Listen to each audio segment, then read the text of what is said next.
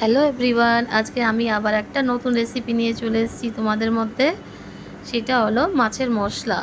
তো কিভাবে মাছের মশলাটা রান্না করব অবশ্যই তোমরা সবাই ভিডিওটা দেখো। তো প্রথমে মাছ ধুয়ে পরিষ্কার করে নিয়ে নিয়েছি। তোমরা যে কোনো মাছ দিয়ে এটা করতে পারো। আর কি মশলা নিচ্ছি এর মধ্যে দেখো ভালো করে। রসুন, শুকনো লঙ্কা। তো তোমরা শুকনো লঙ্কার বদলে পাকা লঙ্কাও দিতে পারো। দিয়ে দিলাম কতগুলি কেটে রাখা পেঁয়াজ। এবার মিক্সার জারে ভালো করে এগুলোকে বেটে নিয়ে এক সাইডে রাখলাম মশলা। আর এক সাইডে দেখো মাছ লবণ হলুদ লাগিয়ে এটাকে আমি খুব ভালো করে মাখবো, যতক্ষণ না লবণ হলুদ ভালোভাবে মাছের গায়ে লেগে যায়। আর লবণ হলুদ ভালোভাবে মাখলে মাছটাও ভাজা ভালো হবে আর খেতেও ভালো হবে। এইদিকে কড়াই গরম হয়ে এসছে, দিয়ে দিলাম তেল।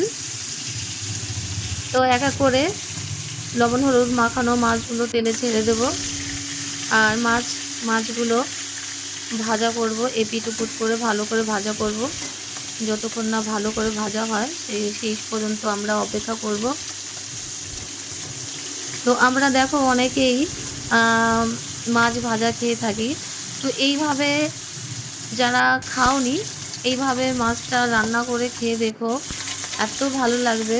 তখন বলবে পল্লবীদি সত্যি দারুণ রেসিপি। এইভাবে বাড়ির লোককে বানিয়ে খেয়ে দেখো নতুন নতুন জিনিস।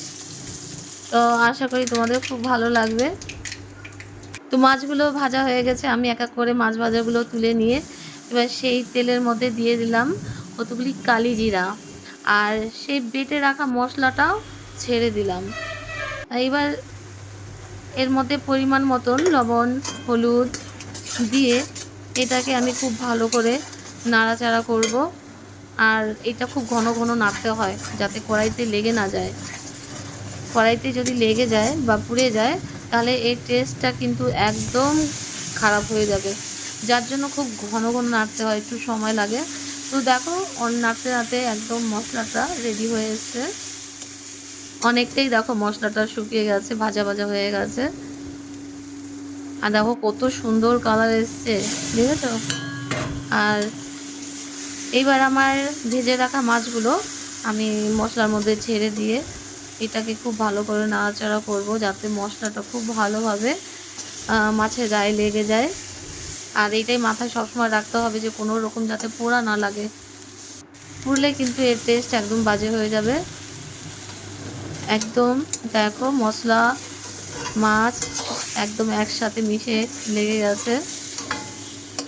কত সুন্দর দেখো কালারটাও এসছে, একদম মশলাটাও শুকিয়ে গেছে আর মাছের সাথে পুরো মাখা মাখা হয়ে গেছে। এবার কতগুলি কেটে রেখেছিলাম ধনে পাতাগুলো মাছের মধ্যে সুন্দর করে লাগিয়ে দিয়ে নাড়াচাড়া করব। তো বন্ধুরা, আমার এই রেসিপিটা তোমাদের কাছে কেমন লাগলো অবশ্যই জানাবে। আর এরকম রেসিপি গরম ভাতের সঙ্গে খেয়ে দেখো, জব্বর টেস্ট লাগে। তো